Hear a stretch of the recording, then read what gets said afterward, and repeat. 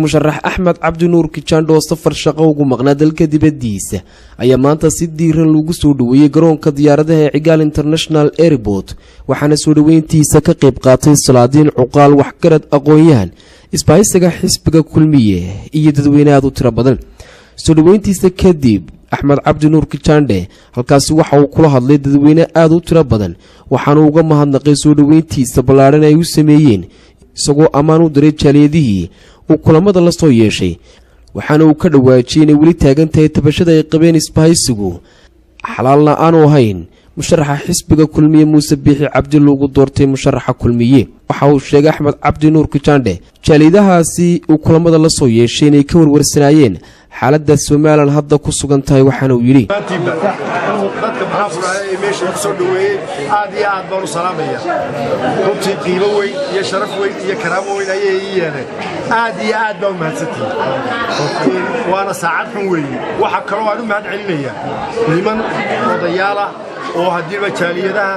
jooga maxaa ku dhahay Nairobi maxaa ku dhahay Zambia oo kaga yimi oo ilaa diyaaradda ay keenay kuwana waxaan doonayaa inaan u mahad celiyo deyntaas ku soo koobaya safarka horta runtii shaqo lahaa meelo badan baan soo maray maxaa ku dhahay waxa soo maray Nairobi Toronto oo maxaa ku dhahay dowladaha la shaqeeyo waxaan kaloo tegay safarado niman aan aqoon suuleynayaan isbitaalo codkooda la tawaayay Rwanda fadhiya halkaas runtii xaaladaha hadda Soomaaliland ka jira ayuu bay ugu yeeray waxa ka sheegay waxbada dunida uma kala qasho maanta internetka maxaa ku raayay bilbad ayaa meel walba laga akhriyaa habeen walba wuxuu dhacawaaya runtii aad iyo aad bay dadku ugu warwarsan yihiin maxaa ku raayay waxa dadka ka jira siyaasadaan hadda dhageysa halku waxaan ka samray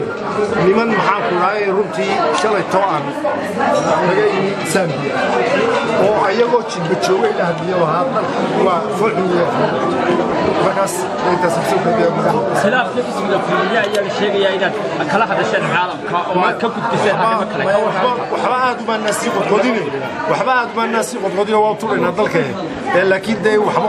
ma qarsoon dalka waxa ka jira way xidbaanin wali khilaafkii uu taagan yahay xisbigiina hawshiisii uu qabsaday oo musharax madaxweynaha uu doortay ma halkan uma taagnaanaysan ilaa waligiin mise dhinac kale u gudbaysan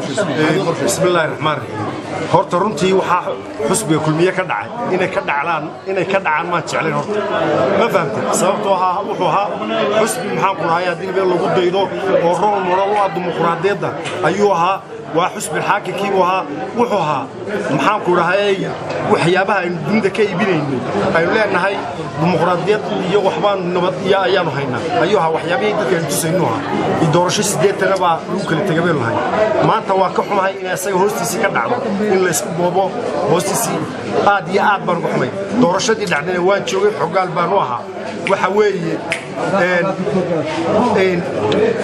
weeye maxaa ku raayay runtii ma jeclayn inay waxaas ka dhacaan waxa yeelayna dawal laga gaaray